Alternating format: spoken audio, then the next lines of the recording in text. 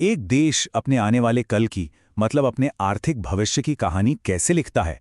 इस सवाल का जवाब खोजने के लिए हम भारत के दो सबसे हालिया राष्ट्रीय बजटों की गहराई में उतरेंगे। और ये सिर्फ कुछ नंबर या आंकड़े नहीं है, इसके पीछे एक बहुत बड़ी सोची समझी रणनीति छिपी है। तो ये भविष्य बनता कैसे है? इसका जवाब किसी जादुई शीशे में नहीं मिलता। ये छिपा होता है देश के सबसे जरूरी वित्तीय दस्तावेज में, जिसे हम यूनियन बजट कहते हैं।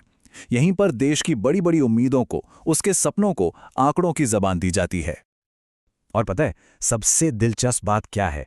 जब हम 2025 और 2026 इन 2 सालों के बजट को एक साथ रख के देखते हैं ना, तो हमें दो अलग अलग योजनाएं नहीं दिखती, बल्कि हमें नजर आती है एक मजबूत 2 हिस्सों वाली रणनीति जो अगले दशक के लिए भारत की दिशा तय कर रही है। तो चलिए इस पूरे आर्थिक रोड मैप को 5 हिस्सों में समझते हैं। सबसे पहले बात करेंगे उस बड़ी राहत की जो मध्यम वर्ग को मिली। फिर देखेंगे कि कैसे फोकस बिजनेस और इन्वेस्टमेंट की तरफ गया।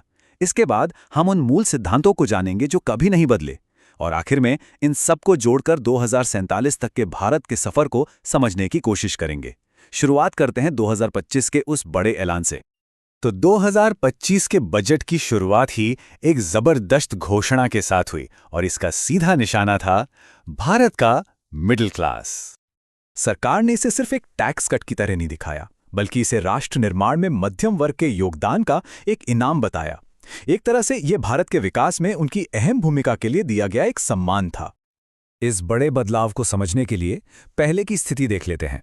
उस समय नई टैक्स व्यवस्था के तहत 7 लाख रुपए तक की सालाना आमदनी पर कोई टैक्स नहीं देना पड़ता था। यह हमारी बेसलाइन थी। और फिर वो घोषणा हुई जिसने सच में सारा खेल ही बदल दिया।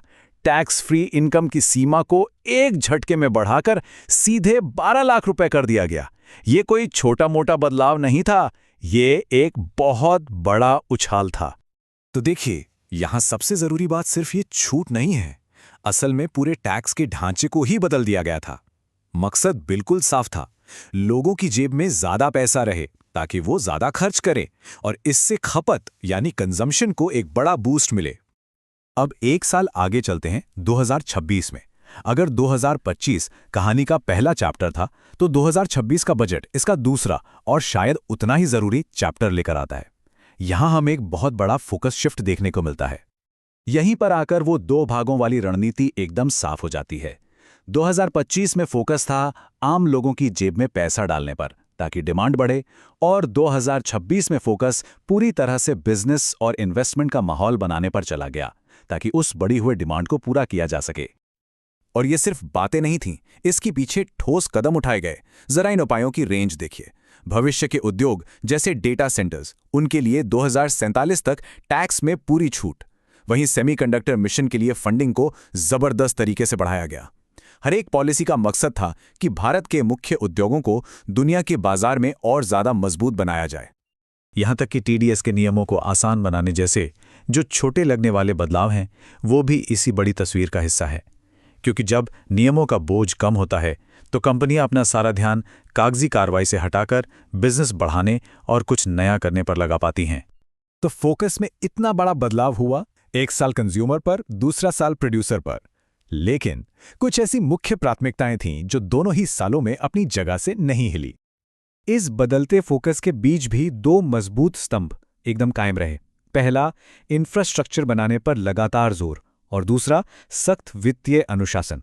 कह सकते हैं कि यही वो नींव है जिस पर बाकी की पूरी रणनीति टिकी हुई है। तो ये जो चार्ट है, ये सरकार की एक लगातार कोशिश को दिखाता है अपने राजकोषीय घाटे यानी फिस्कल डेफिसिट को कम करने की। अब ये फिस्कल डेफिसिट क्या है? देखिए, बहुत आसान भाषा में कहें तो ये सरकार की कमाई और उसके खर्च के बीच का अंतर है। और जब सरकार इस अंतर को साल दर साल कम करती है ना, तो ये दुनिया भर के निवेशकों के लिए एक बहुत बड़ा पॉजिटिव सिग्नल होता है। उन्हें यकीन होता है कि हाँ, भारत की अर्थव्यवस्था स्थिर है और इसे जिम्मेदारी से चलाया जा रहा है। सरकार की ये जो दूर की सोच है ना, वो शायद सबसे ज्यादा इंफ्रास्ट्रक्चर प्रोजेक्ट्स में हो रहे भारी भरकम निवेश में दिखती है। ये वो सड़कें, पुल और पोर्ट्स हैं जो भविष्य में होने वाले आर्थिक विकास को रफ्तार देंगे। चाहे वो उड़ान स्कीम के जरिए छोटे शहरों को हवाई रास्ते से जोड़ना हो, या फिर नए नए हाई स्पीड रेल कॉरिडोर बनाना हो, या फिर नदियों को जलमार्ग की तरह विकसित करना हो, इन सब का आखिरी मकसद एक ही है, व्यापार और लोगों की आवाजाही को आसान बनाने के लिए देश के कोने-कोने को आपस में बेहतर तरीके से जोड़ना।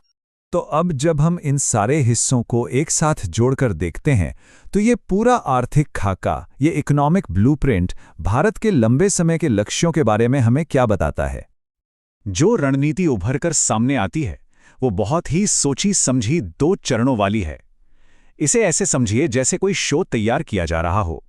पहले एक उत्साहित दर्शक वर्ग तैयार करो जो टिकट खरीदने को तैयार हो, और फिर कलाकारों को एक शानदार परफॉर्मेंस देने के लिए सही मंच और सारे साधन दो। 2025 में भारी टैक्स कटौती इसी पहले चरण का हिस्सा थी। इसका मकसद था खर्च और बचत का एक नया चक्र शुरू करना, यानी कि बाजार में डिमांड पैदा करना। और फिर 2026 के बजट ने दूसरा चरण शुरू किया, जिसमें कंपनियों के लिए उस बढ़ती हुई डिमांड को पूरा करना आसान और फायदेमंद बनाया गया, यानी सप्लाई को बूस्ट दिया गया। और ये हमें इस पूरी चर्चा के आखिरी और सबसे बड़े सवाल पर लाकर खड़ा कर देता है। क्या ये 2 कदमों वाली आर्थिक रणनीति, पहले उपभोक्ता को ताकत देना और फिर उत्पादक को सक्षम बनाना, क्या यही वो सही फॉर्मूला है?